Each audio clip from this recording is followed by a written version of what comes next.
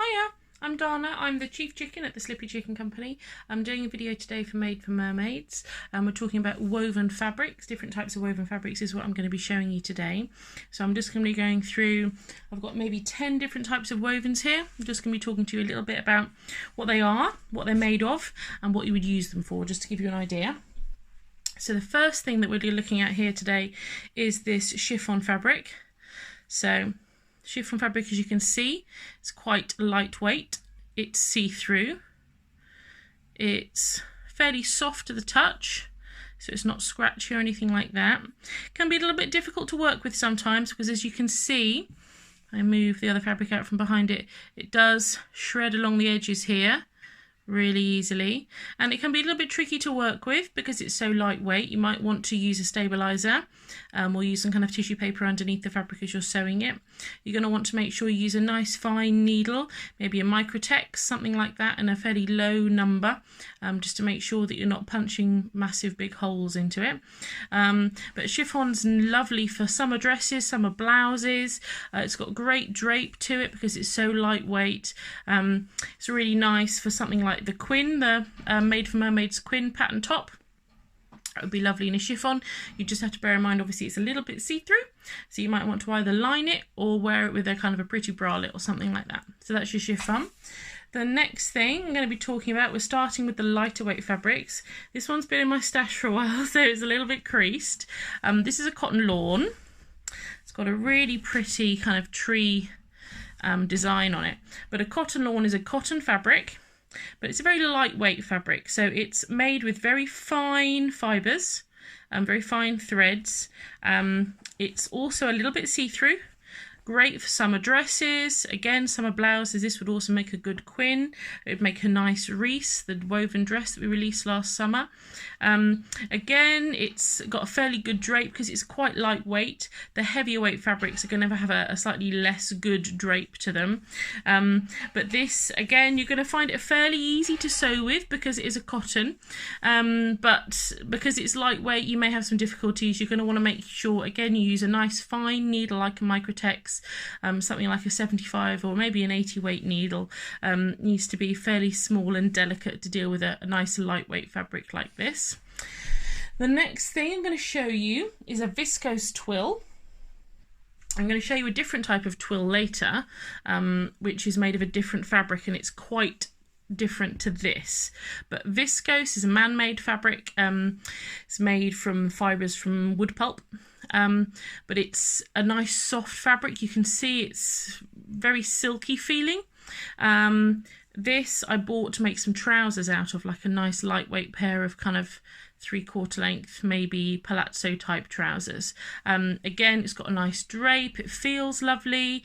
Shouldn't be too difficult to sew with. Sometimes you find with viscose based fabrics they do move around a bit on your cutting table, so you need to be quite careful about weighting pieces down when you're cutting out pattern pieces and that kind of thing. But again, it frays. This one, obviously, I always pre-wash fabrics, so before my fabrics go into the stash they normally get pre-washed, so this has all happened during the pre-wash. But you can see if you weren't finishing the raw edge of this fabric, your garment would fall apart fairly quickly. So that's a viscose twill in this gorgeous kind of ochre mustard colour. So the next fabric is a quilting cotton.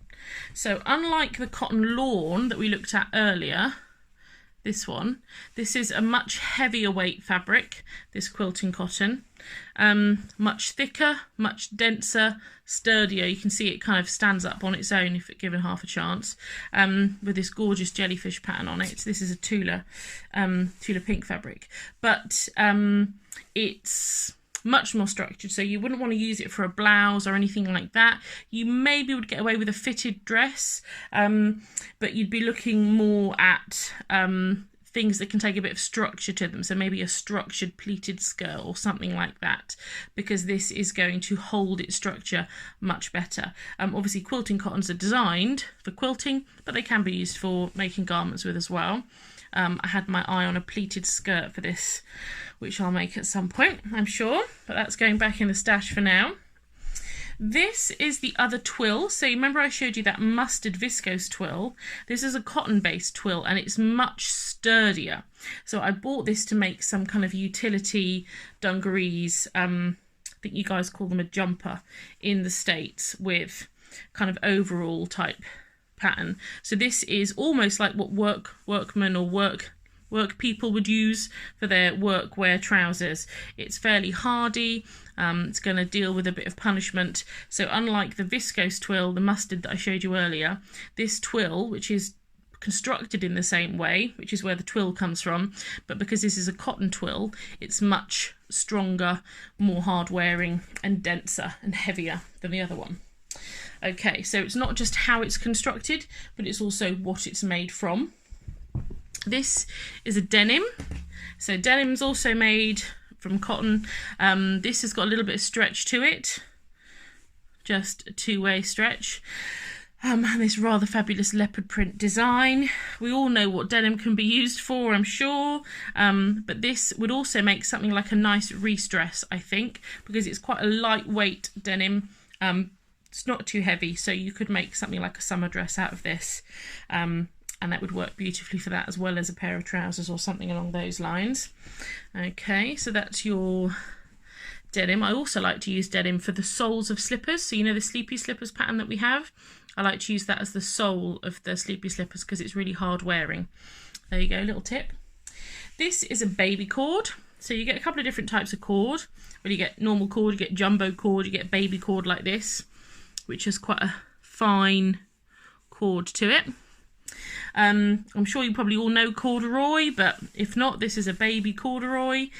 It's fairly thick-ish, would be good for dungarees, overalls, maybe some kind of structured, I like to think of those kind of 1940s wide leg trousers. Quite like a vintage style every once in a while, me. So that would work well for anything like that, or a dungarees dress would look good as well. That's your baby cord. And then we've got a couple more. So this is a wool. I think it's actually a wool mix rather than 100% wool.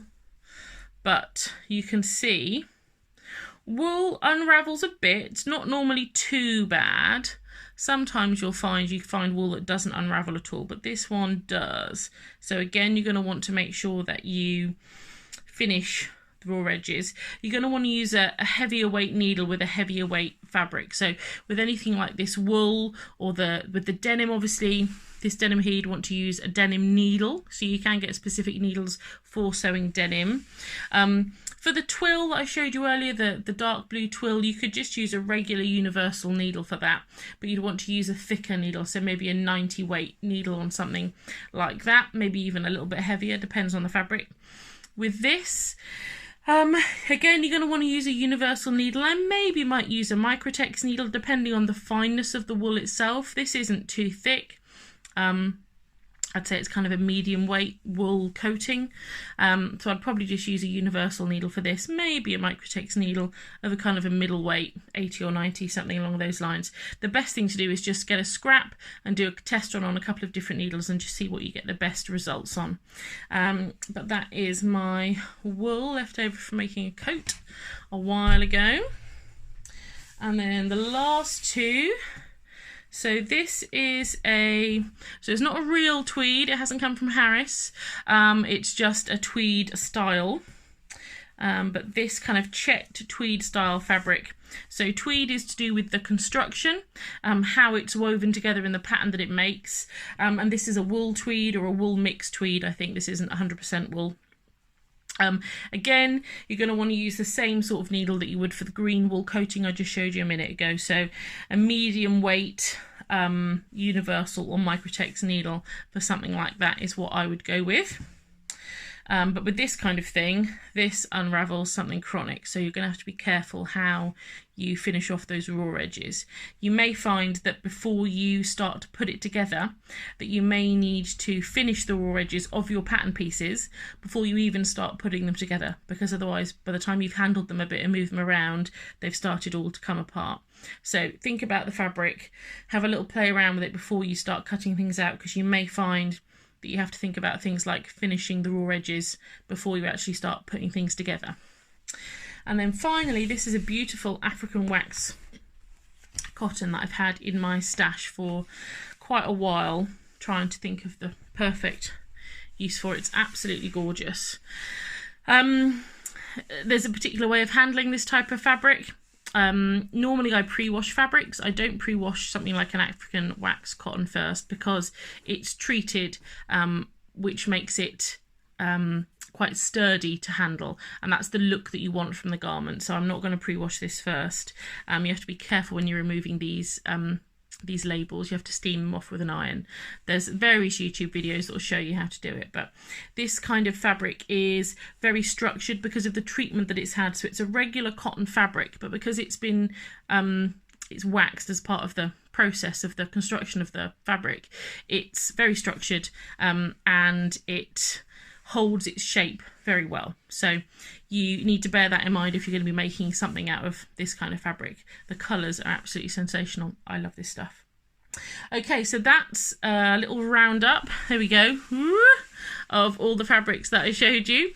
Hopefully it's been helpful just in giving you an idea of what's out there, because when people say cotton, you know, they'll come into the shop and they'll say, oh, I want some cotton, and I think, well, do you want quilting cotton, or do you want cotton lawn, or do you want African wax cotton, or do you want cotton twill? You know, there are so many different types of cotton. It's not just a matter of saying that you want something. You need to be a bit more specific about it. So it's a good idea to go out and have a feel in shops and see with the descriptions of things what they are, what they're made from, because the weight of the fabric, the way the fabric handles, can really impact the look of a garment, and you want to make sure you use the right fabric for the right garment. With Made for Mermaids, in the notion section where it tells you the type of fabric you need, it's not going to be an exhaustive list, but there are going to be 3 or 4 different types of fabrics listed for you that would be suitable for the pattern, so you know what kind of thing you're going to be looking for. And if you ever need any help, you can always ask in the Facebook group. We're always happy to answer any questions, give you ideas, fabrics, what might be suitable for a particular pattern that you wanted to make.